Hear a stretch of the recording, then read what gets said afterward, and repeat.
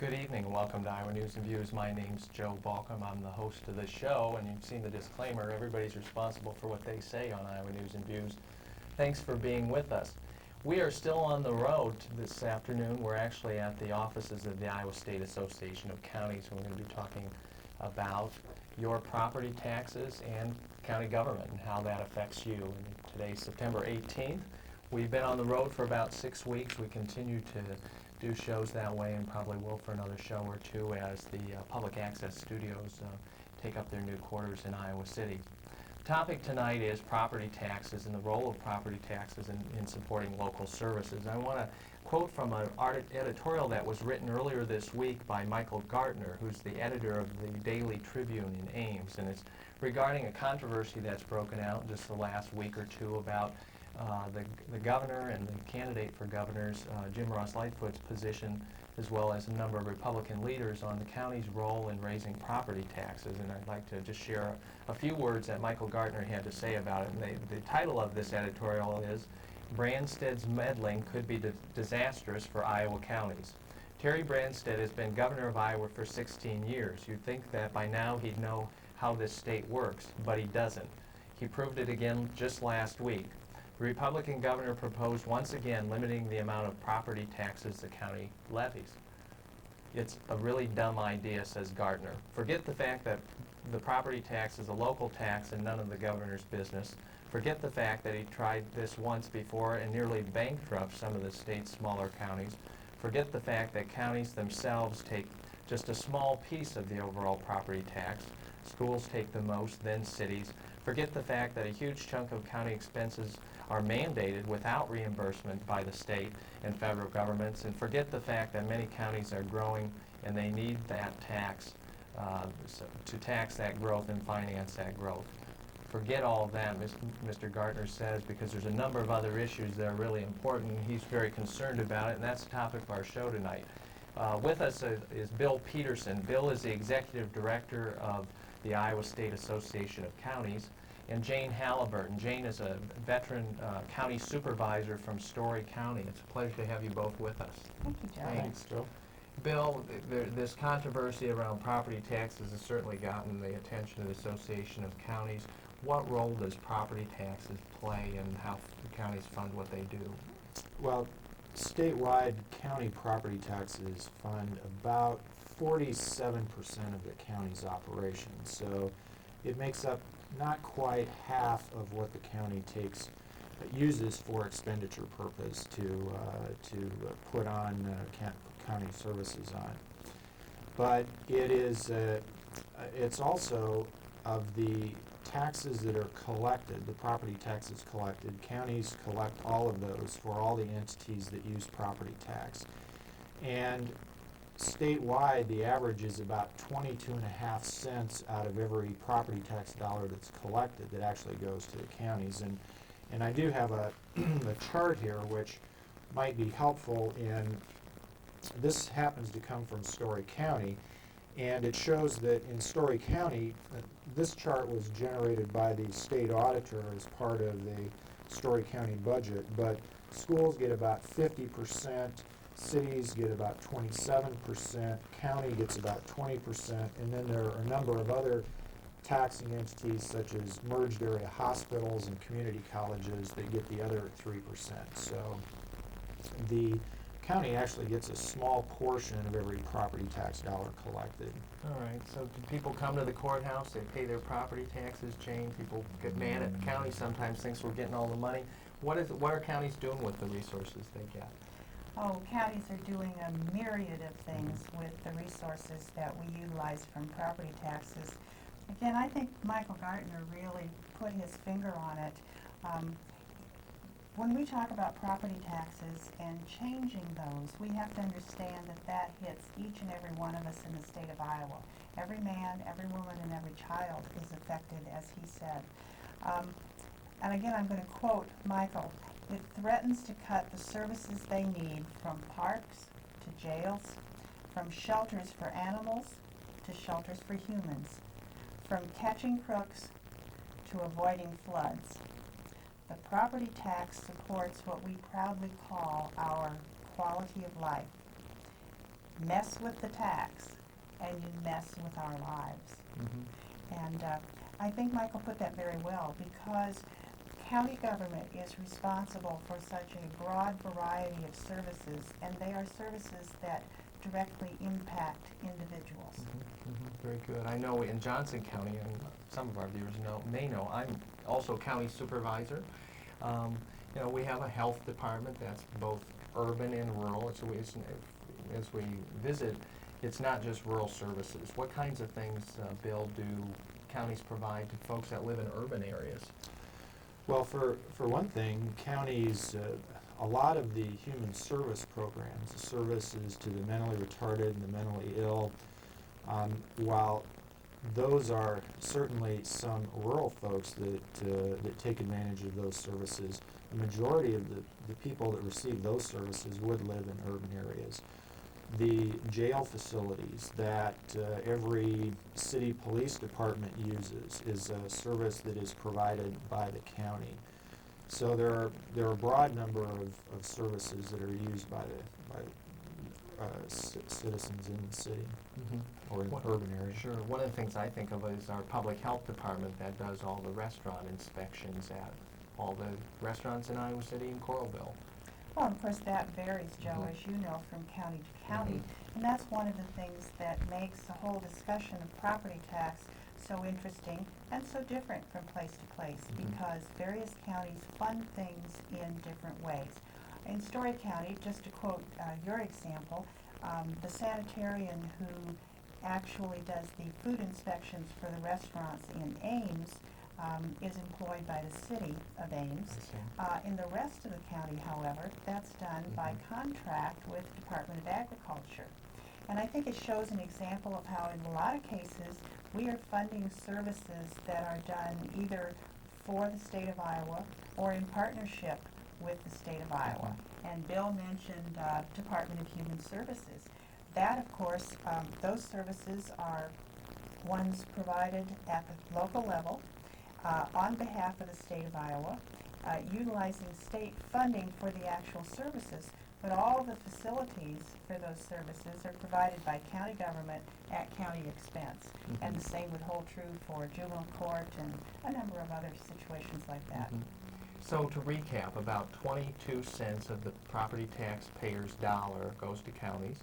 Counties rely about 50% of their budgets come from property taxes. Bill, what are some of the other sources of county revenue besides property tax? The other sources, I suppose the largest other sources would be what would be classified as intergovernmental revenues. And those would be revenues from both the state and the federal government. There are a number of,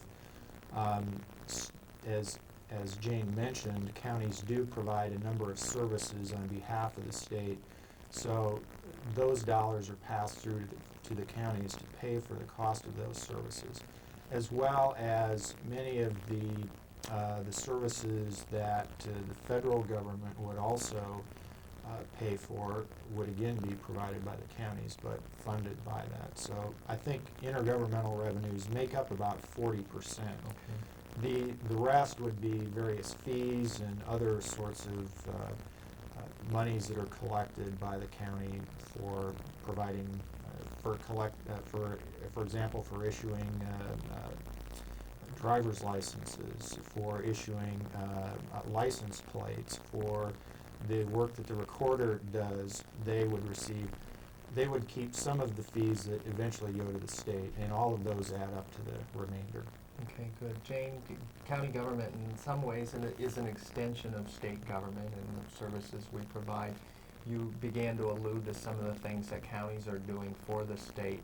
Over the last few years, we've seen a number of things passed from the state to the counties with no provision of more services to the local community without the resources. What would be some examples in Story County where the supervisors have had to raise money to essentially meet these mandates from the state? Are there any examples?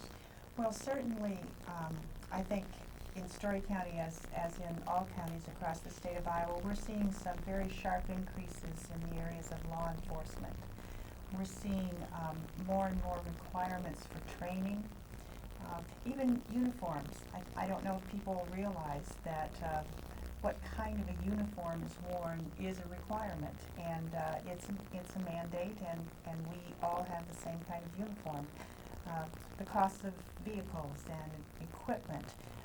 As we continue to see Iowa, of course, being in a rural part of the nation, we're continuing to see tremendous growth in methamphetamines. And this is impacting county government in a very direct and financial way because of the increased need for law enforcement and our assistance in working with small communities. Many small communities can't afford police departments, so they work with counties. Juvenile detention, that goes hand in hand with it. Those are two areas that are growing very rapidly. Right. We in Johnson County have seen increasing costs for juvenile detention and costs for more deputies, same kind of things. And in addition to vital statistics, the counties just took on vital statistics, and recently we had to add some staff. The state used to do it, now the county is doing it, and we had to go to property tax base to support that. I'd like to get back to the other question that was raised by the whole issue that was brought to our attention. There are a number of articles written. This is one from the Cedar Rapids Gazette. Branstad accuses counties of tax subterfuge. Bill, what are we being accused of here? What are supervisors being accused of here? Well, when I saw that headline, I had to go check my dictionary to see exactly what subterfuge was. But I think the point that the governor was trying to make, and I suppose this is where we would have a differing view on whether or not it was subterfuge or not, was that over the past 4 years, the state has put quite a number of dollars into county budgets through property tax relief. And this all relates back to some legislation that passed during 1995. And it was a bill called Senate File 69. And it began the process of the state of Iowa for the first time funding mental health services. In the past, it had been about 100% county funding for providing these services.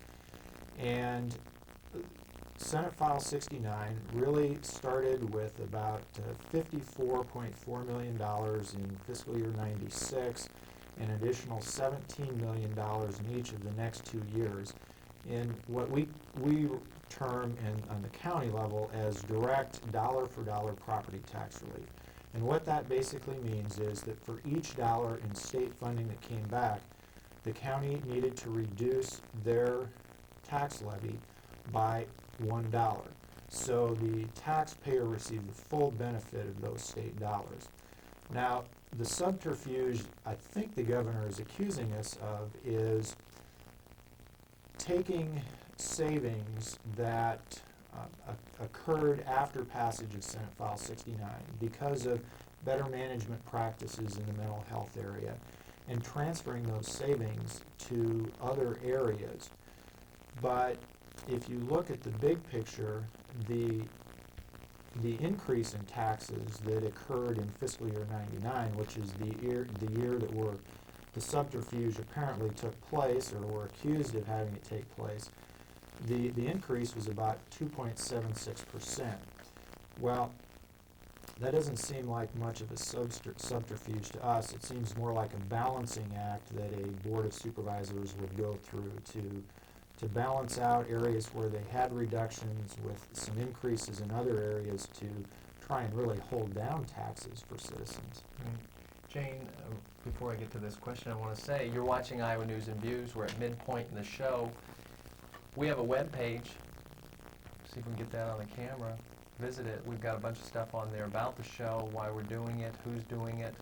We'd like your ideas for guests and content for future shows. We're visiting with Bill Peterson, Executive Director of Iowa State Association of Counties, and Jane Halliburton, Story County Supervisor, about a recent flap regarding the responsibility of counties to provide services and tax fairly to do it. Back to the topic, Jane, in terms of, in the context of Bill's response to the subterfuge question of what the 2.7% increase last year, put that in the context of coming out of a 4-year property tax freeze. How do, the counties have been under a freeze. this first year we're out of it, we see on average taxes go up 2.7%. What should people's read on this be? Well, again, I think it's important to look at the total picture. And so when we try to separate out just the mental health piece or just the property tax freeze piece, that's very difficult to understand. So in the context of where we've come from over the course of the last 5 years, as Phil stated, in the early 90s we had a sharp increase in property taxes that counties were experiencing because of increasing needs in the mental health arena. We did begin through Senate File 69 this journey with the state to develop a strong working partnership, and the state committed some funds to that. As the whole system then began to shift from a very rural-oriented focus of county care facilities and fairly minimal services to a much more broadly community-based array of services and more centrally located in various counties. And Bill mentioned the staffing that came with that state partnership, because with the money came some requirements. We have learned with our partnership with the state that the incentives are there sometimes, but so are the sticks. And so all counties are now required to have a management plan in place that's reviewed by a committee on which I serve. They have to have professional staff. They have to use accrual accounting and really stepped up the level of service. This has had some very, very positive effects, and we have gotten that under control. And I think a little later on, Bill has a graph that helps demonstrate that overall picture, which I think is important. Counties have been very, very responsible, and with this responsibility has come some increased need. In the state of Iowa, we didn't have the services that we really needed. We are getting to the place where we have more available services, so there's actually quite a bit of growth in the system. Sure. And counties have had a huge role. I know in Johnson County about 40%, a little more than 40% of our budget is spent on human service-related programs. And the state really is to be commended because we're the 50th state in the country, the last state to begin funding mental health services. And so we're glad this is happening, but I think that the folks that are calling for, or they are concerned about what a property tax are, just simply don't understand what they're talking about. Bill, you've got a chart there that talks about another reason why we've seen a bump in property taxes. Well, if I could go back to Jane was talking about, this is a graph that would show from 1981 the comparison, the property tax levy and the government price index, which is a measurement of the average increase in government expenditures and prices. The very dark line is the county property tax, and this area right in here, which I'll stick my finger right in there, that sort of area that bumps up was the area where there were a number of changes statutorily that took place in regards to mental health service responsibilities for counties. And as a result of that, the costs went up as counties were learning to manage that. So there was a spike, definitely a spike up in those costs. As you can see, the county tax levies, though, have generally tracked fairly close to what the government price index was. Then when you get later on, the dark line dips down quite a bit, and that's the time when the state started injecting the tax relief dollars, what we refer to as the property tax relief dollars, into the county budgets to sort of take the sting out of the growth in the mental health area. So we got, as you explained earlier, every dollar the state gave for mental health, the counties gave $1 back in property Correct. tax relief. And I also have another graph here which I'll show, again shows quite a number of years of history, but the dark bar on the graph would show what the actual tax levies were. The lighter colored lines or bars would be the amounts that counties would have levied had the state not put dollars in there. But the one thing I want to point out about the dark bars is that that for the last 4 years has remained fairly stable and has not seen a drastic increase. And again, one of the points of the governor's contention was that in fiscal year '99, taxes supposedly spiked up when in fact this shows that they haven't.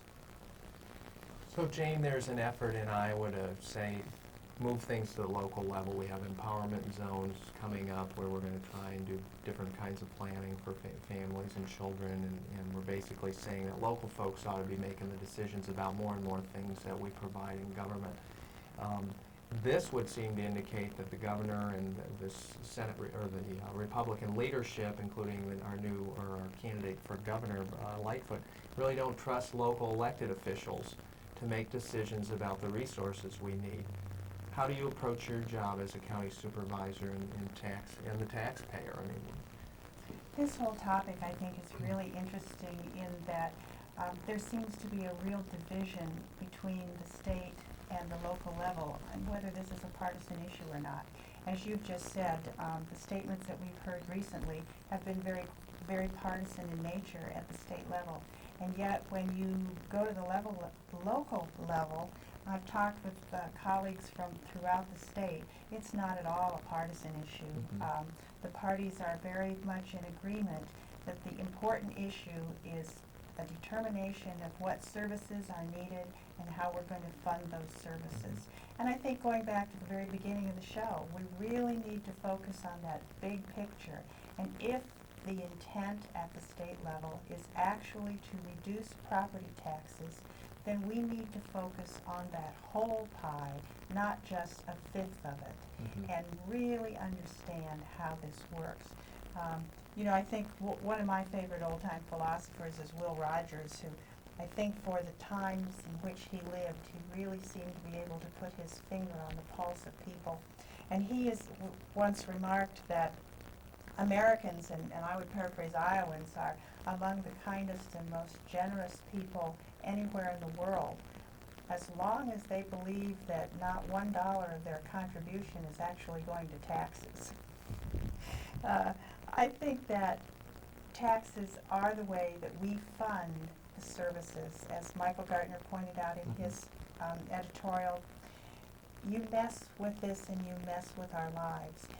We must obviously hold elected officials accountable, but we must make sure that those services are provided. And I think counties as a whole, the information that Bill has shown today demonstrates that in fact we are. Many of the increased costs are coming about as a result of state mandates. You and I and many of our colleagues across the state are dealing right now with changes in standards for jails. We're doing that at the very same time that we're having a big increase in jail population, partly because of the meth. So we're caught in that old rock and hard place routine. And again, we've got to look at that whole picture. If less than half of our funding comes from property tax, again, we've got to work on this together.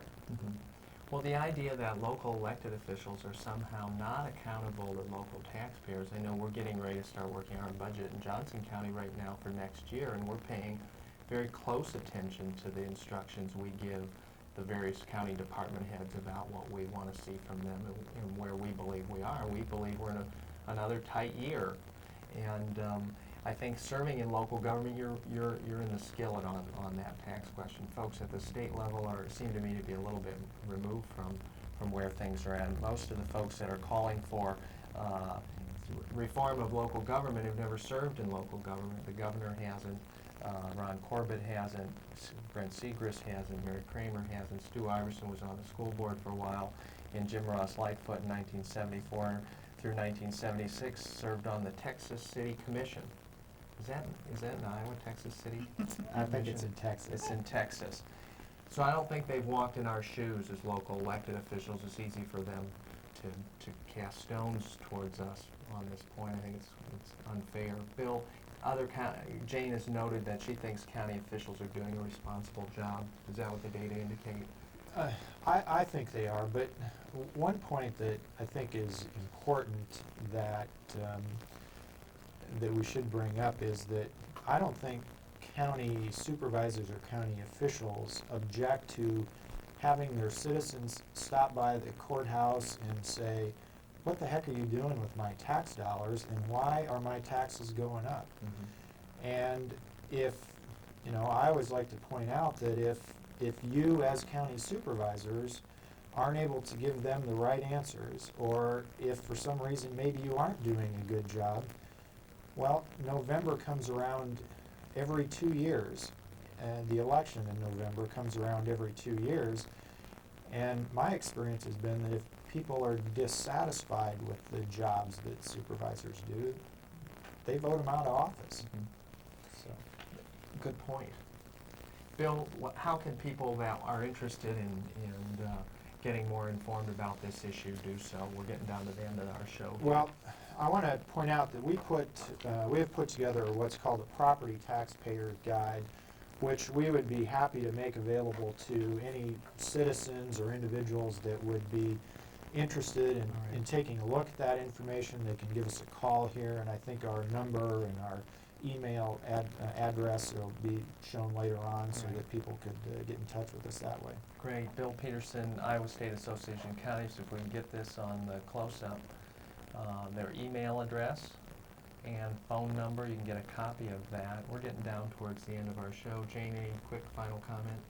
Well, I think, as usual, we can look at this as an opportunity, and I'd like to take this opportunity to have all of local government and all of the jurisdictions that do rely on property taxes to work together to make sure that we have the best informed citizens we possibly can. Great. Bill? Well, the last thing I'd like to say is there is currently a state legislative committee that is reviewing property taxes, and I think until they issue their findings, I think it would be premature to call for any unusual changes in the law. Sure. All right. I appreciate you both being with us today. Bill Peterson, Executive Director of Iowa State Association of Counties, and Jane Halliburton, Story County Supervisor. We're watching Iowa News and Views. Your director today has been Derek Maurer, doing the camera work as always. Yours truly produced it. We hope you join us again next time. My name's Joe Balcom, host, Iowa News and Views. Thanks for joining us. We'll see you again.